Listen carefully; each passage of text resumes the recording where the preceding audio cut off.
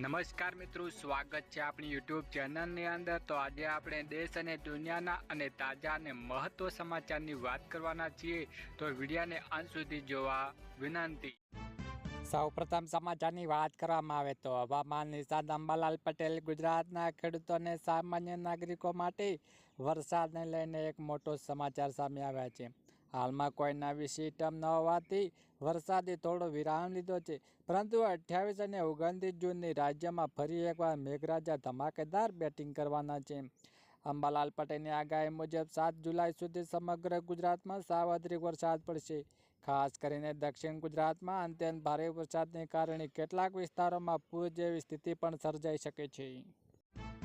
વધુ આગળ વાત કરવામાં આવે તો જૂન મહિનો પૂરો થઈ રહ્યો છે અને જુલાઈ 2026 શરૂ થવાનો જ છે। આ 9 મહિનાનો તમામ રોજિંદા જીવન અને તમારા ખિસ્સા પર મોટા ફેરફારો લાવવા જઈ રહ્યા છે। જ્યારે દેશમાં જુલાઈ પહેલા દિવસમાં એટલે કે 1 જુલાઈ સામાન્ય નાગરિક માટે ડોગ્સ ડે તરીકે ઉજવશે, ત્યારે આ તારીખ તેમના પાકેટ માટે મહત્વપૂર્ણ છે। તેથી સમયસર આ ફેરફારોને ધ્યાનમાં લેવામાં નિષ્ફળ જવાનો નોંધપાત્ર નાણાકીય નુકસાન થઈ શકે છે। ગેસના ભાવથી લઈને રેલવેની મુસાફરીને ટેક્સ ફાઇલિંગ સુધી ચાલો 7 મોટા ફેરફારો શોધ કરીએ, જો સામાન્ય ને શ્રીમંત અને વ્યક્તિઓને સીધી અસર થઈ શકે છે।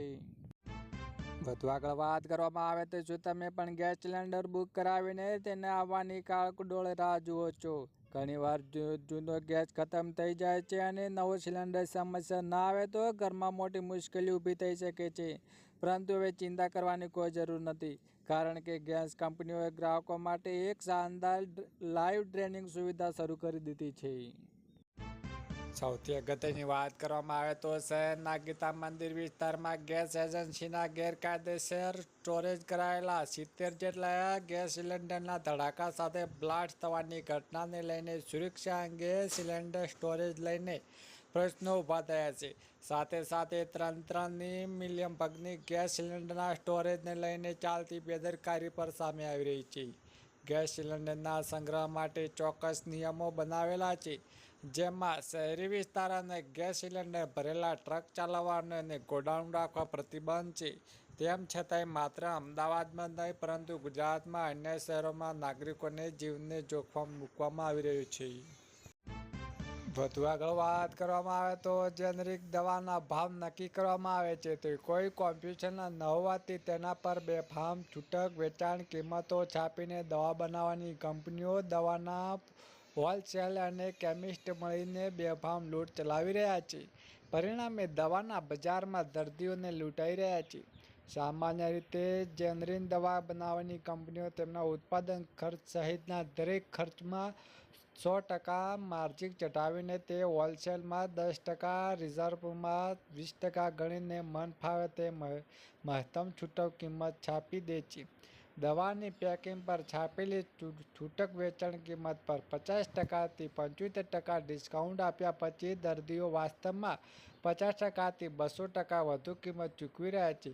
હવે તે ડિસ્કાઉન્ટ પણ ન આપવાનો ગુજરાત કેમિસ્ટોએ નિર્ણય લઈ લોકોને સાફ ખંખેરી લેવાનો કર રચ્યો છે। સૌથી અગત્યની વાત કરવામાં આવે તો નાહિદની જમીનમાં કોમ્પ્લેક્સવાળી મિલકતને 5.50 લાખના ગીરો લગાવી હતી, ત્યારબાદ હવે રહેવા જતા હતા। રૂપિયા લેતી વખતે તેમજ કરાર કરતી વખતે નહેર અને મહિનોને અમને મિલકત પર બેંકની લોન હોવા છતાં વિગત જણાવી ન હતી। તારીખ 4/4/2025ના રોજ આ મિલકતની જપ્તીની અમલી બેંકમાંથી નોટિસ આવી હતી। તપાસ કરતાં જણાયું હતું કે અમને ગીરો આપીને મિલકત પર લીધેલી લોનની બાકી પડતી રકમ 8.14 લાખ ભરપાઈ કરી ન હતી। તેઓ ઘડીની પેટે મારી પાસેથી લીધેલી રૂપિયા તરત પાછા નથી અને મકાન ખાલી કરી દેવા માટે ધમકીઓ આપે છે। નાહિદે આપેલા 5.50 લાખનો ચેક પણ રિટર્ન થયો હતો। સૌથી અગત્યની વાત કરવામાં આવે તો રાજકોટમાં સાપરવરા વિસ્તારમાં ચોંકાવનારી લૂંટની ઘટના સામે આવી છે। મોડી રાત્રે ત્રાટકેલા બુકાનીધારી શખ્સોએ એક ઘરને નિશાન બનાવી વૃદ્ધને બંધક બનાવીને 2 કરોડ રૂપિયાથી